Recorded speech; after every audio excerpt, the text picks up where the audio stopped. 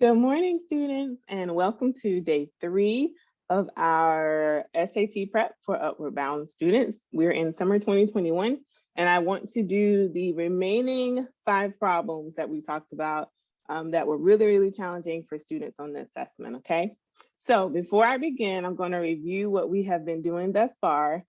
And just in case you didn't get a chance to join us in lesson 1,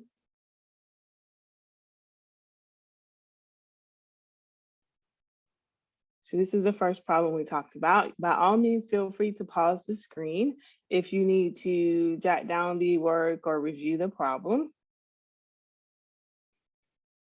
Question number 2, and all of this again is in day 1. Pause if you need it. Question 3.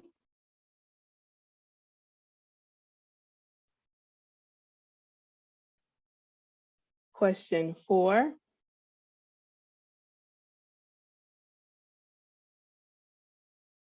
Question 5. And again, pause if you need it. Okay, so now I'm going to go into part 2, day 2, which was number 6 through 10. And I'm going to briefly show you those. That's in this day 2 video. This is question 6. Pause if you need it.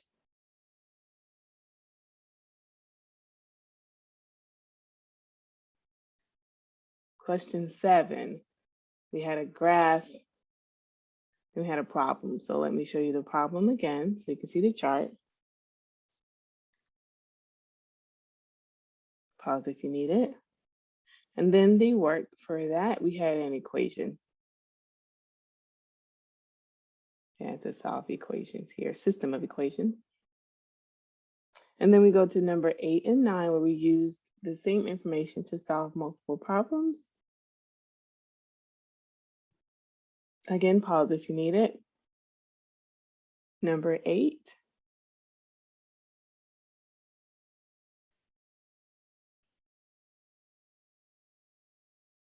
Number 9.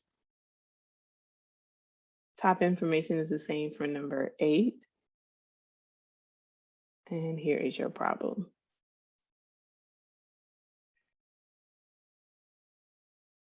All right, pause if you needed it. And then the last one we talked about for day 2 was question number 10. And I'll scroll up so you can see the remainder of it. So by all means, feel free to go back and watch day 1 or day 2's video just to make sure you understood the information. And again, these are challenging. So I do want you to know that you have to think about multiple things. Okay, so prior information, math is a subject that builds. So you have to keep your foundational information. Every year you're going to learn something new. You have to retain that information because you're going to need it. All right, let's get started with today's lesson, okay? So for day 3, we're going to do numbers 11 through 15, and we are going to discuss them one by one as we've done before. I will give you time to pause so that way you can work the problem out and without seeing me do my work, so that way, just in case you already know it, you can work on it yourself, okay? All right, so I am going to go ahead and read through this one. I'm going to make it a little bigger. I'll shrink if I need to for workspace. All right, so we see that we have a picture that we're going to have to look at to solve a problem. So the problem reads, a grain silo is built from 2 right circular cones and a right circular cylinder with internal measurements represented by the figure above. Of the following, which is the closest to the volume of the grain silo in cubic feet? All right, so we're looking for volume, which means we have to know the volume of a few things. We have 2 right circular cones and a right circular cylinder. All right, so those are our 2 shapes we need to know the volume for. So I'm going to ask you, do you know how to find the volume of a cone?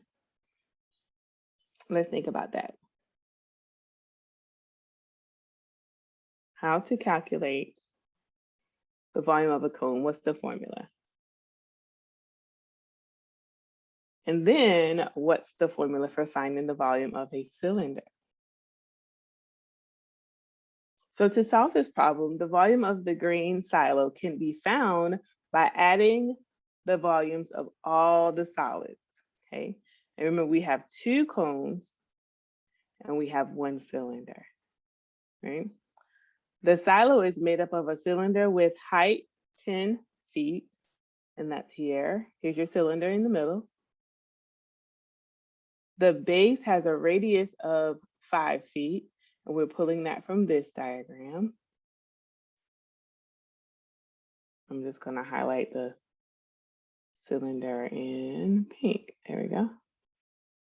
Here you go. And then your base. Remember, that's a radius. Okay.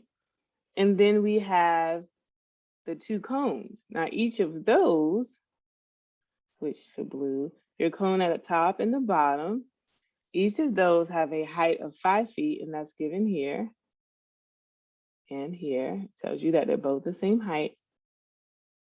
And they have a radius of 5 feet. Okay, so we can use, I'll just double color that.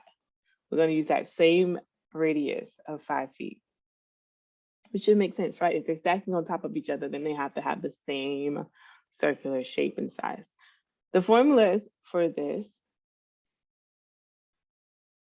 I'm going to switch to a pen. There we go. All right, so the formula for it, I asked you earlier if you knew it, just in case you're not sure. The volume of a cone. Let's do that first. You guys remember? Should go figure it out. Does this look familiar? V is going to be equal to 1/3 pi. Pi is a number, right? It's irrational. On your calculator, there's a symbol for it, so you don't have to remember its value.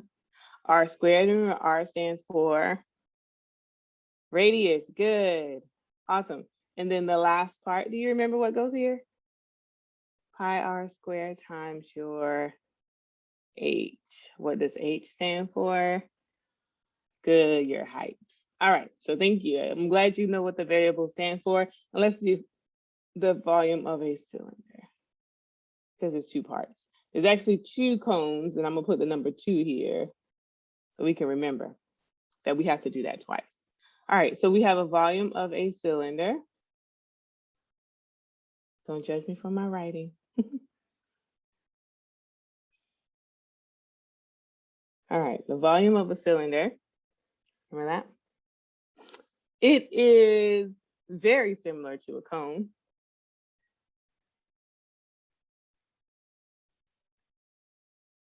But instead of having a third, we're just gonna do pi, which has a value, r squared, your radius squared, times h. So the only thing we don't do is multiply by third, because we're going to take the whole circular shape. Pi r squared h. All right, so jot that down on your paper. Remember, we always come prepared, so you should have paper, pencil, and calculator. All right, so we're going to use those formulas to determine the total volume of this silo. Again, reminder, we have 2 cones, so we have to use that equation twice, or just multiply it by 2. And then those are gonna have the same identical dimensions, right? So I'm gonna write it into one large formula. And I know you have calculators, so I'm gonna let you pause the video and get a second to calculate it. I'm not showing the calculator on purpose because it'll take way too long if I'm going through that. So since my goal is not to teach calculator skills, I am trusting that you have them already.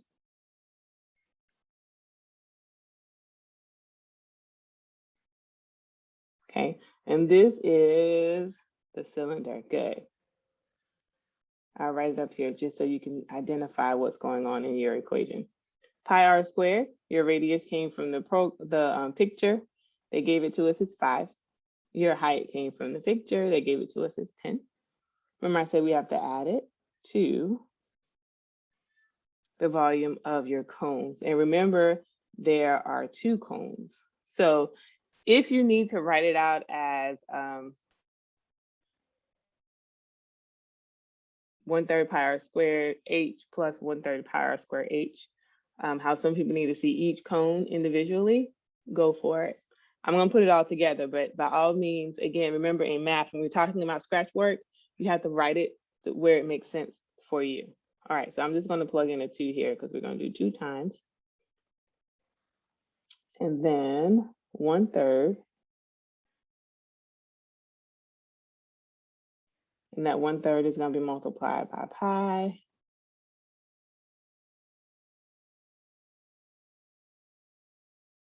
And that's gonna be multiplied by 5 squared. What's 5 squared? Good, 25. I want to write it in here just because I want to make sure you see it. That's the h times your height of the cone is 5, not 10. I want you to be able to see the radius versus the height. I almost put 25 in there because if I was working on my own, I'm like, oh, let's simplify as we go, which you can do, by the way. All right, so that's going to bring us to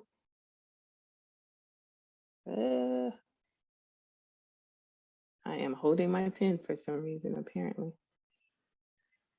Are you gonna release me? Nope. Gotta love technology.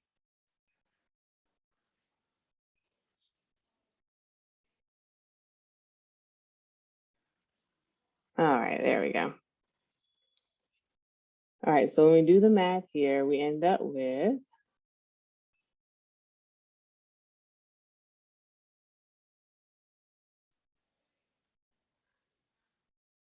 and I'm skipping a lot of steps on camera, but just know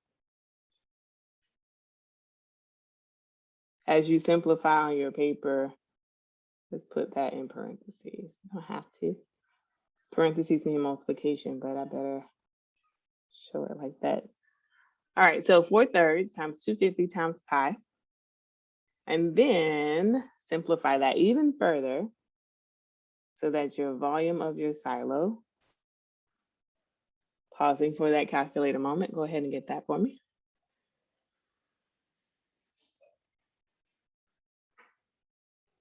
You should have gotten 1,047.2 cubic feet. Okay.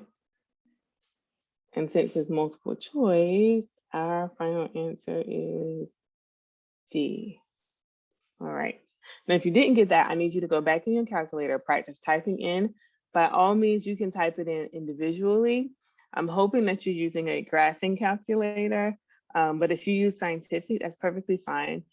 If your calculator is not taking in the exponents and fractions, 1/3 does not terminate. So you need to keep it as 1/3, but you can definitely simplify 5 squared to 25, okay?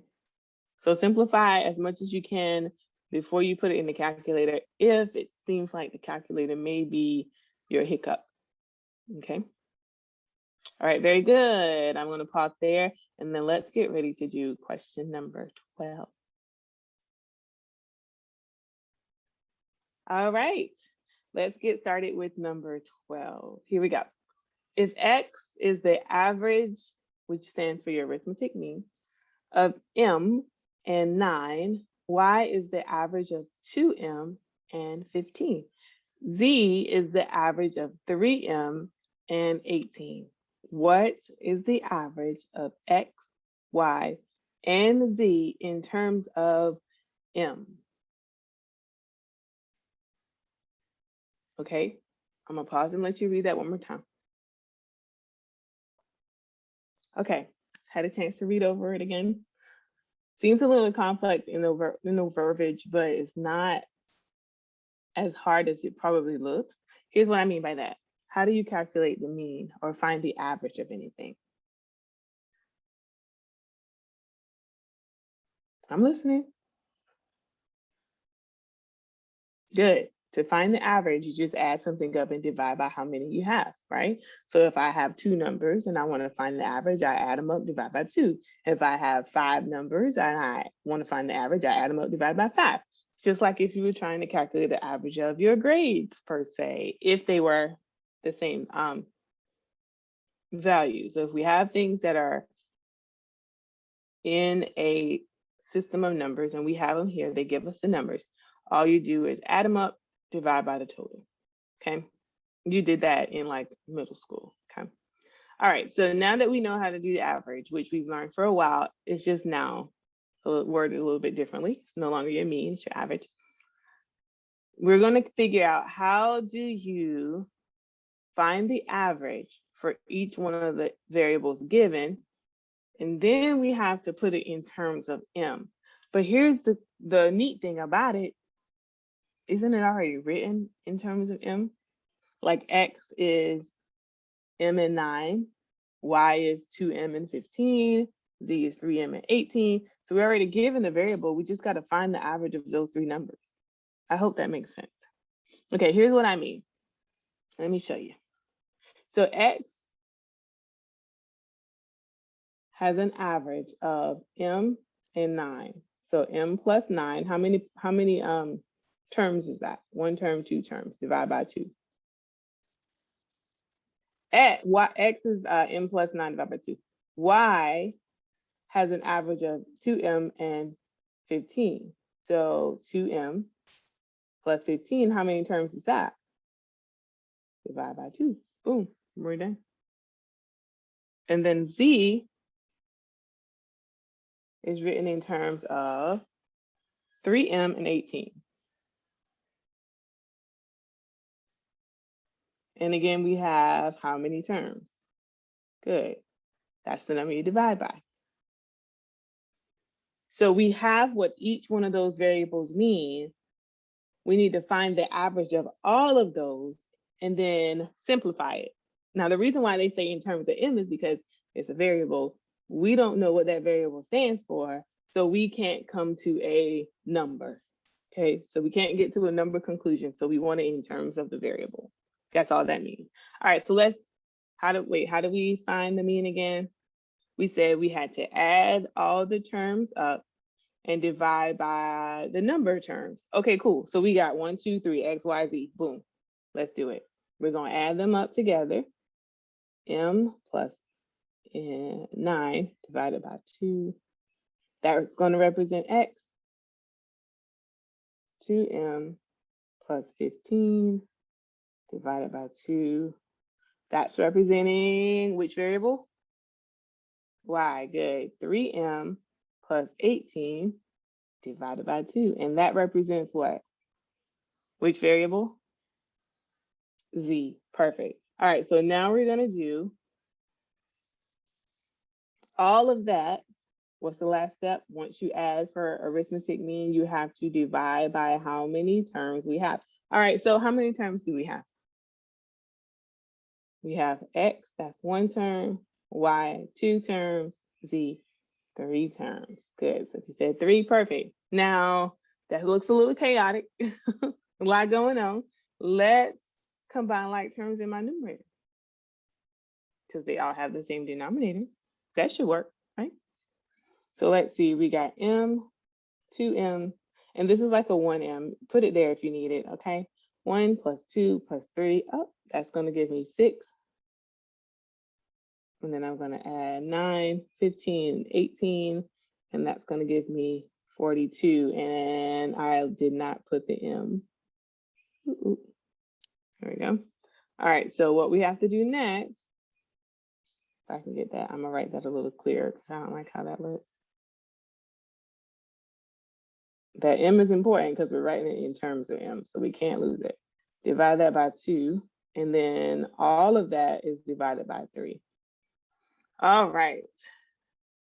Wait, 6 and 42, both of those numbers are divisible by 2, right? Okay, I'm gonna simplify that a little more. We can keep going. Follow me. There you go. All right, so 6 divided by 2, what's that? Good. 3, you keep the variable M. 42 divided by 2, what's that? Come on now. Good, 21. All right, just take half. All righty. And that, look, we got rid of the fraction. All done. Awesome. Now we have a denominator of 3. Let's think about that 3. Can I simplify this any further?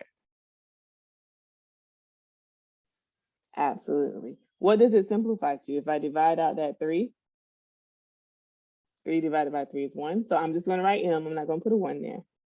And 21 divided by 3 is 7.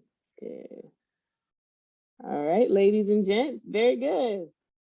So you see how it's not that it was a complex problem, you just had to actually make it make sense. We know our vocabulary, so when it comes to the SAT, remember what you've learned, okay? It's gonna look a little different. Normally, we're only finding the average of a list of numbers, okay? Even at the collegiate level, if you're in the early math class, they're gonna give you a list of numbers and you have to find the average. So you type it in the calculator to find the average. But now we're gonna find multiple averages because they're given to us, but it's not written as an average, right? So we're going to figure out what the average looks like, and then we're going to combine all of those and write it in terms of one variable. Pretty cool. All right, pause if you need it, if you're not done working, and then we'll move on to number 13. Good job, hang in there, you're doing excellent.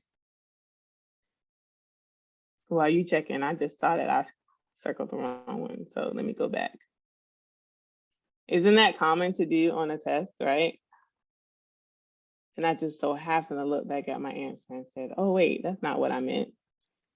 So if you do that on the test, do not hesitate to go back. Make sure you check the right answer. Teachable moment, I'll take it. All right, let's move on to number 13. Okay, so number 13, we have a graph. We're dealing with a function. And we have the function f of x. And that equation is x cubed minus x squared minus x minus 11 fourths. And it's graphing the xy plane above. If k is a constant, such that the equation f of x is equal to k has 3 real solutions. Which of the following could be the value of k? So we're going to look for the value of k.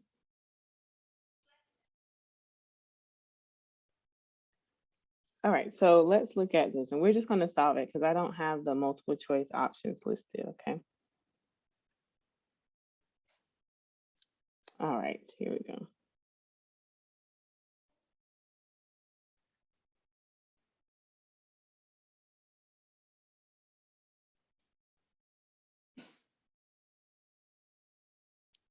All right, the function f of x equals x cubed minus x squared minus x minus 11 divided by 4.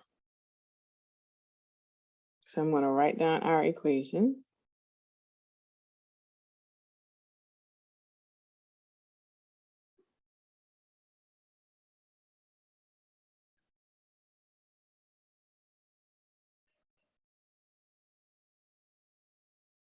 The other equation that we're given, knowing that k is a constant, is that f of x is equal to k. Do you guys know that, remember that f of x can be substituted?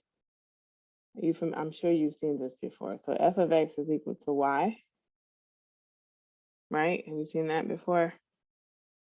So I tell you what, to save me some space and writing in terms of y, I'm going to just write it as y.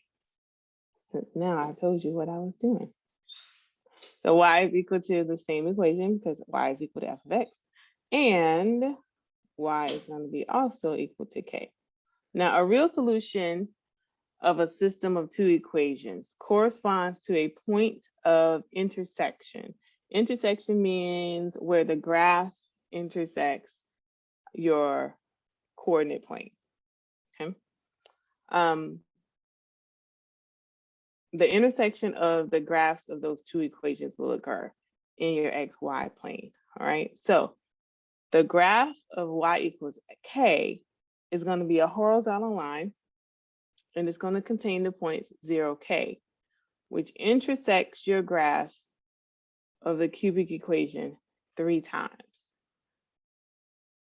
Since it has, how many solutions are we looking for? 3, okay? So since it has 3 real solutions, it has to intersect 3 times. Now, given the graph, the only horizontal line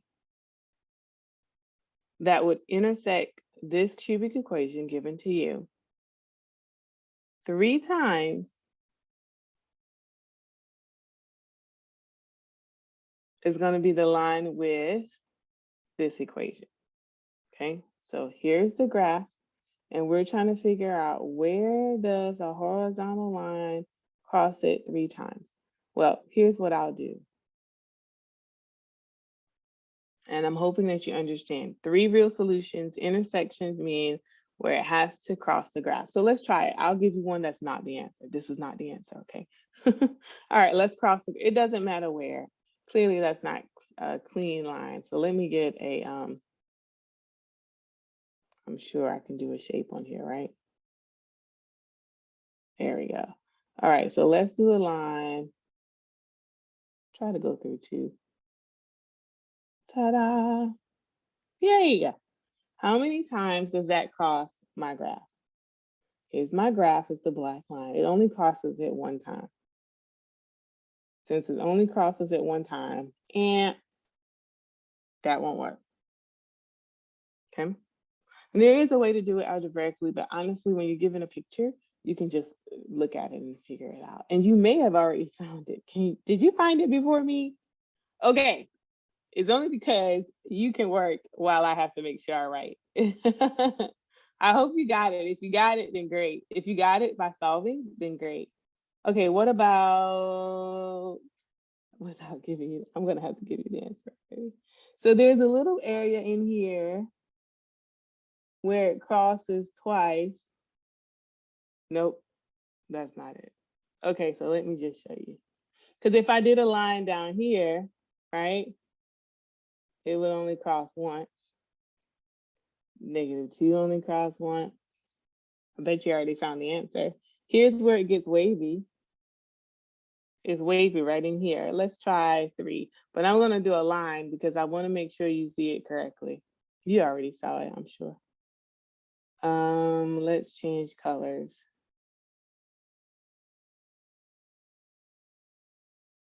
I hope I can do it that way. Yeah, I did. Awesome. Here's 3. Nice and pretty. I'm gonna make that level. There we go. Okay, so none of the blue lines work. The green is a go. Now, how do we know that that's it? Well, let's look at it, right? I'm going to change and I'm going to do a red point for everywhere it crosses because the line is black and I'm out of colors.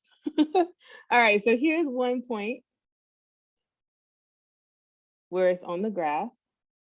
Here's another point on the graph. Notice I'm not doing the actual axis because that's the graph itself. The function is the loop-de-loop. And here is the other point, okay? And that's the only time it touches 3 times. All right, so this lets me know that the only equation, the only horizontal line that's going to intersect the cubic equation 3 times is y equals -3. And remember, y is the same thing as f of x. So that means f of x equals -3. And if f of x equals -3 and the equation that we started out with was f of x equals k, that lets us know, therefore, k, because f of x is equal to k, is equal to a -3. All of these variables, your constant is at -3. Good. And we didn't have to do any calculations. You just had to read the graph. But you do need to understand how to read the graph and how to interpret the information they gave us. Real solutions means they exist. Now, we do have this thing in math called imaginary, right? But this didn't talk about imaginary, so we don't have to worry about that. I think I have imaginary coming up for you though. Okay, all right, let's go. Pause if you need it, but I'm gonna move on to number 14. And I can see how this is a little challenging for students, especially if you look at that equation and you're like, well, what am I supposed to do with that? All right, Miss All just showed you. Avoid it if you're given a graph, and that way you can find the answer. Yay, winning. All right, let's do number 14. All right, let's do number 14. Our equation is Q equals 1/2 NV squared. And it reads, the dynamic pressure Q, generated by a fluid moving with velocity V, okay, can be found using the formula above, where N is the constant density of the fluid. All right, they just identify what each one of those variables mean. Q for your dynamic pressure, V for velocity, N for your constant density. An aeronautical engineer uses the formula to find the dynamic pressure of a fluid moving with velocity V and the same fluid moving with velocity 1.5 V. What is the ratio of the dynamic pressure of the faster fluid to the dynamic pressure of the slower fluid? So we're looking for a ratio. All right, I'm going to pause, let you read that, and then I'll come back.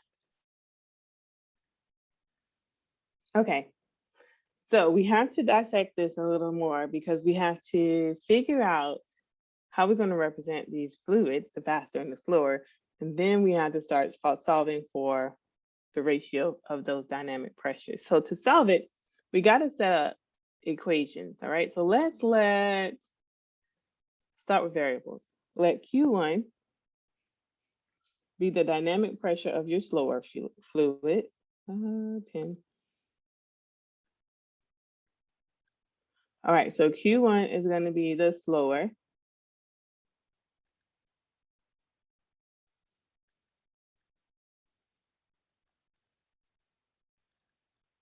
And Q2 is going to be the faster.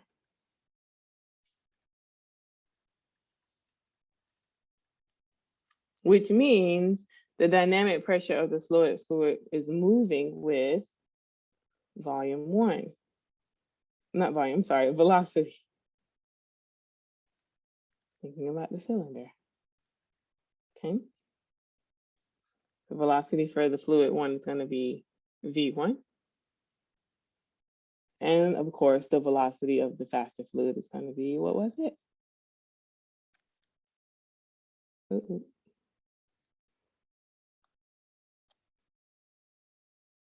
V2, good.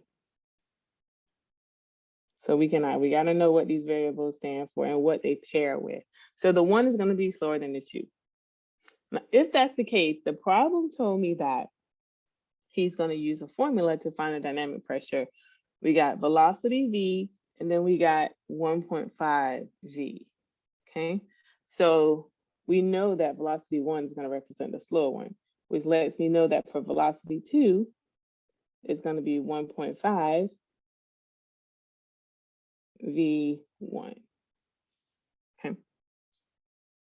So instead of using V1, I'm using V1, V2. It just makes it easier to pair it with the dynamic pressure. And it doesn't matter, you can use X and Y. But of course, you want to stay relevant to the problem.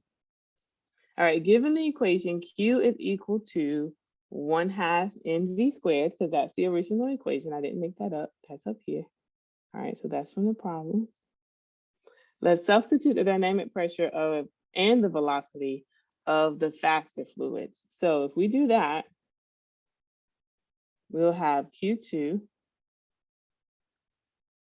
is going to be equal to 1/2. I'm changing it to a fraction instead of a decimal.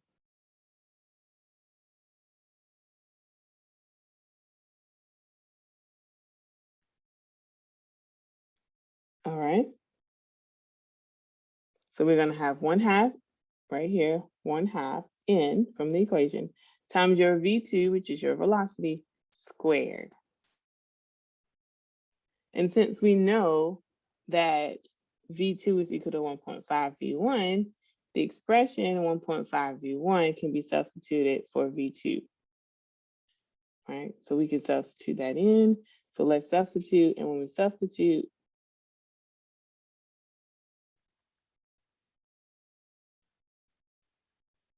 we're going to get dynamic pressure 2 is going to be, which is our faster fluid, 1/2 times N, okay, because we don't know the constant density, times N, substitute V2, and remember that's equal to 1.5 V1 squared. Okay. And of course, we have some numbers in there. So by squaring 1.5, you can rewrite the equation as such. So let's get rid of that, or not get rid of it, but simplify it. So when you solve all of that, you're going to get 2.25 times 1/2 N, and we still have V1 that we have to square because that's a number. We don't know what that number is, but there's still a velocity 1 there. All we did was square the 1.5. Like that.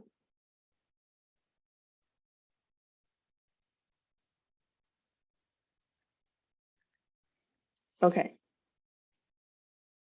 I'm gonna pause if you need to catch up. Now I'm gonna ask you if you see something. Do you see, let's change colors. This equation anyway?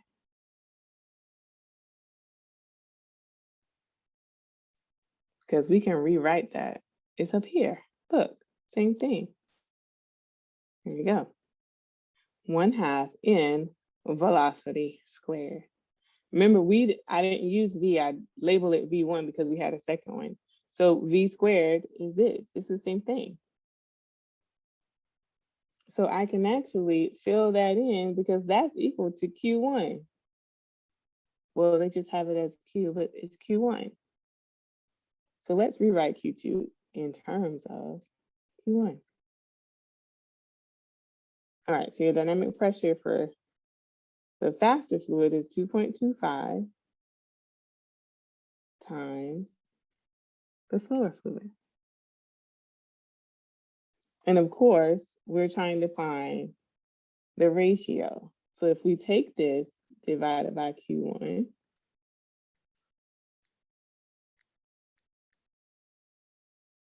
we're going to end up with 2.25 as our ratio.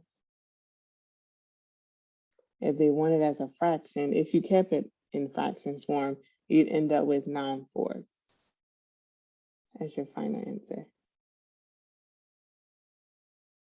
Either or, since it terminates, we're okay using decimal format, okay? All right, I'm gonna pause it so you can catch up with all of that. This one was definitely challenging because you had to see the original equation in the work once you simplify it.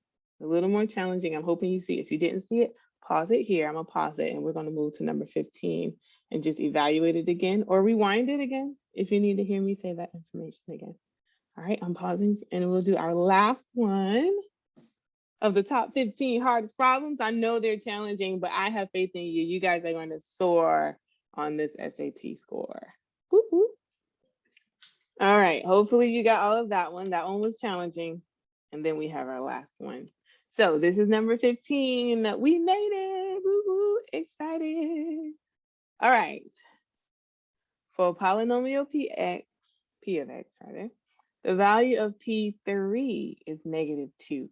Which of the following must be true about P of X? Okay. We have a polynomial. We know its value. We got to figure out which one of these is true. Now, X minus 5 is a factor. X minus 2 is a factor. X plus 2 is a factor. The remainder when P of X is divided by X minus 3 is -2. All right, so let's figure out how do we solve this one with very little information. That means you have to have prior information. I really hope your high school teachers are doing an exceptional job. All right, if the polynomial Px is divided by a polynomial of the form x plus k, which accounts for all of the possible answer choices in this question, the result can be written as such. So here's what it would look like. We would have, I hope I don't run out of space. This is a pretty lengthy one. P of x divided by x plus k equal to Q times X plus R over X plus K. Okay. Q of X is going to be a polynomial. R is going to be your remainder. Okay, so that's what those stand for. Q of X is your polynomial, R is your remainder. Now we have it where X plus K is a degree of 1. Okay, X plus K is a degree of 1 polynomial, meaning it only includes X to the first power. Okay, X to the first power. Remember, your degree is your exponent of your polynomial. So there's no higher exponents, which is good. We don't have to worry about squares, cubes, etc. The remainder is going to be a real number, which is good. The remainder is going to be a real number. Therefore, P of X can be written, or rewritten, I should say, as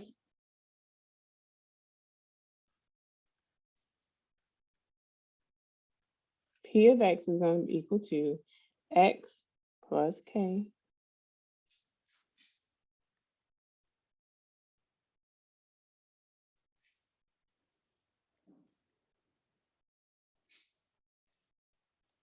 I need more space in between those. X plus K times Q X plus your R. And remember, R is a real number. I can add that in there.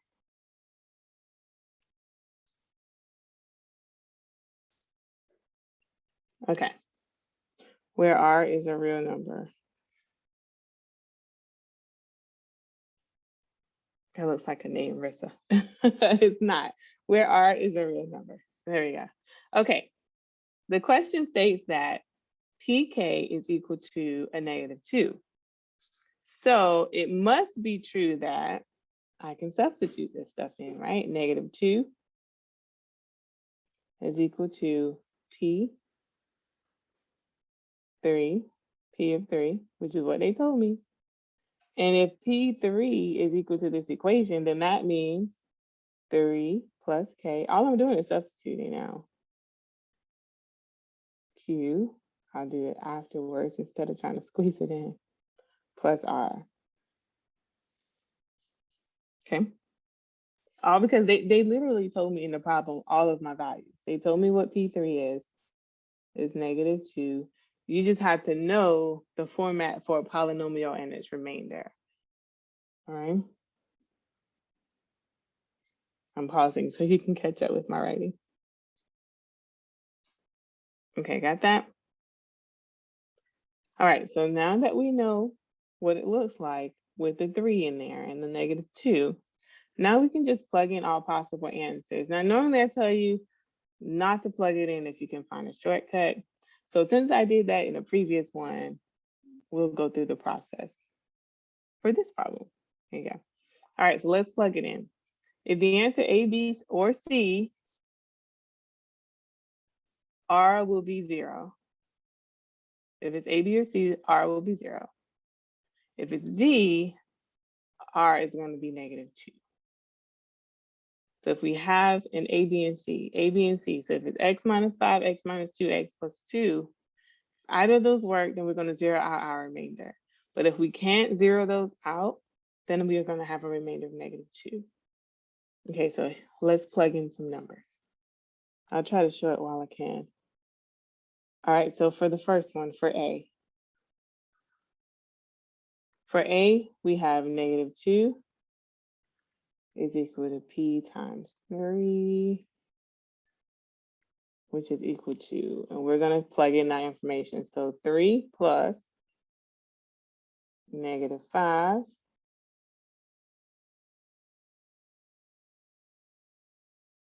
Q 3, and our remainder has to be 0. So there's a 0 there. We end up with -2 is equal to, pull that out, and let's say we got 3 minus 5 Q 3. Keep on going.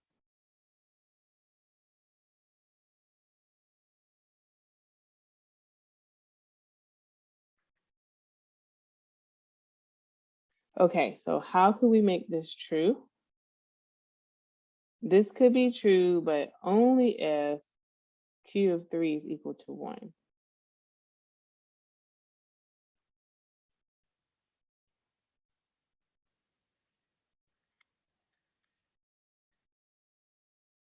How do I know that? We got the -2 here. The only way for us to multiply that by something and keep it the same is for it to be 1. So that won't work. All right, let's try B. It has to zero out. Let's see. Let's do it here. I'm trying not to run out of space, but I think I will.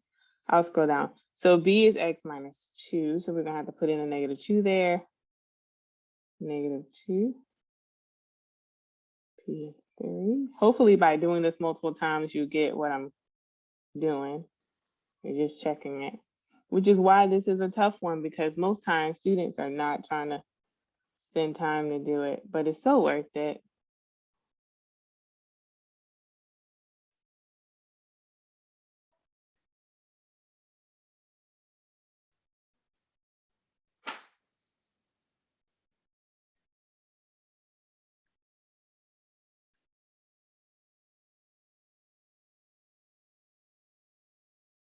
Okay, let's make sure you can read those clearly.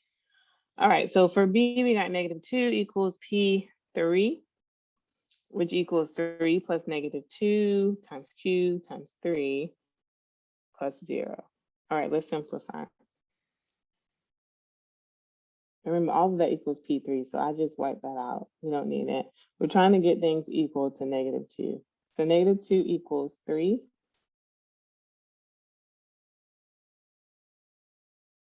minus 2, all right, plus positive times a negative is negative. And we have Q3.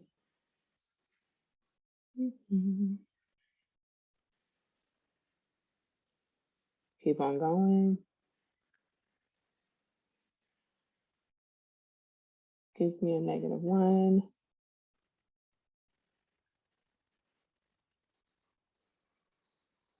Okay, now how can we make this true?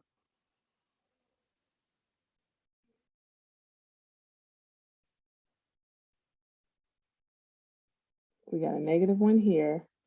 What do we need to multiply that by to get that -2? Because this is the goal. You want to balance your equation. You got it. So for this, Q of 3 has to equal, just put the sign in there, 2. You're right, because 2 times -1 is -2. Okay. A and B don't work. Let's try C. It's a good one to end on, right? All right, so I tell you what, since we've done A and B, and you do remember, you just take the number out of the solution. So we're going to plug in +2 this time. I'm going to pause. I want you to do it. So pause the video here and then push play when you're ready to see what it looks like. And I'm not going to talk through it. I'll just show you my solution. So pause. All right, check your work against mine. Let's see how you did.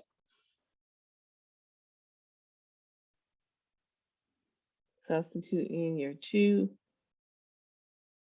3 plus 2 is 5. What can I multiply 5 by to get that -2? Excuse me, the only way to get it, multiply it by -2/5, because that will cancel your 5 and leave -2 on the right side. So that doesn't work, which means the answer has to be D, because we have diligently worked to prove that the other ones, well, we thought they would work, but it didn't. So let's try D. D says that the remainder when Px is divided by x minus 3 is -2. All right, so let's do it. I'm going to scroll up. But remember, we're going to insert the -3 this time. All right, so let's do D over here. All right, we have -2 equals P3. And if I'm going to, oh, you know what? You guys can pause it and then come back. I just thought about that. So I don't lose you. I just want to make sure I talk you through it since, I mean, it should be right. Okay. Thus far, everything is fine. You know, it's X minus 3, so we plug in that -3. But this one had one stipulation. It said your remainder had to be something. Do you remember what it was? The remainder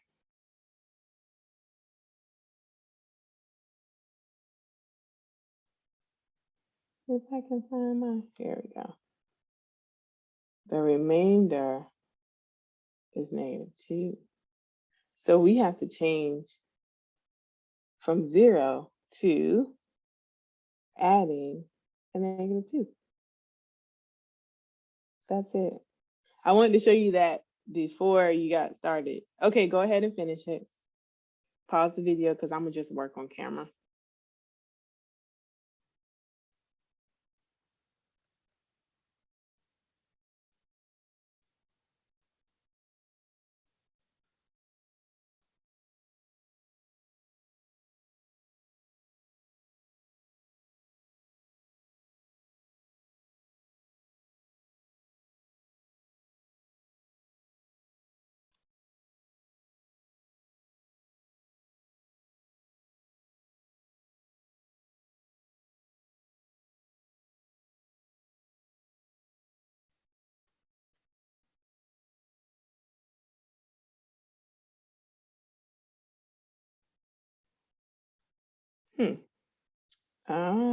Anything times 0 is 0. You got it.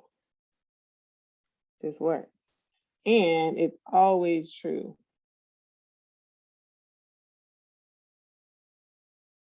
Which is what we like to see. So this will always be true no matter what Q3 is, because anything times 0 is 0, right? Always and forever true. So of the answer choices, the only one that must be true about Px is D. When you divide that remainder, I'm sorry, when you divide Px by x minus 3,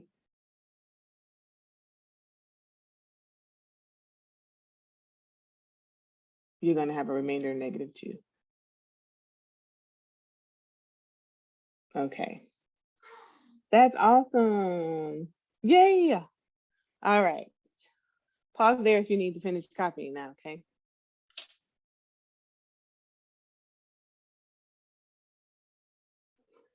Whew. My mind has been exercised for 3 days in a row, right? Mathematically exercised. So your brain should feel really good, really healthy, and excited and looking forward to some more SAT prep, especially the test, because you, my friends, are getting ready for your successful score. All right, I'm truly excited. It's been a pleasure working with each of you. Upward Bound will always have a place in my heart. So I'm looking forward to continuously working with this beautiful organization and wonderful people as we continue to help our students strive for success academically and beyond, right? All right, so again, if you have any questions, feel free to email me, alleducationalservices@gmail.com. Visit the website, alleducationalservices.com, if you want to schedule a tutoring a session with me. That's perfectly fine. Make sure you contact your Upward Bound director, Ms. Johnson or Ms. Keevy, or someone from the staff, whoever your advisor is, if you need any assistance from me. I am more than happy to help you along this academic journey. All righty. I hope you continue to enjoy your summer. Have a wonderful time. Make sure you drop in my office hours. I'm here 12 to 2. So drop by to see me if you need me today, and I will see you at our next session. Y'all have a wonderful week, and I'll talk with you soon. Bye-bye.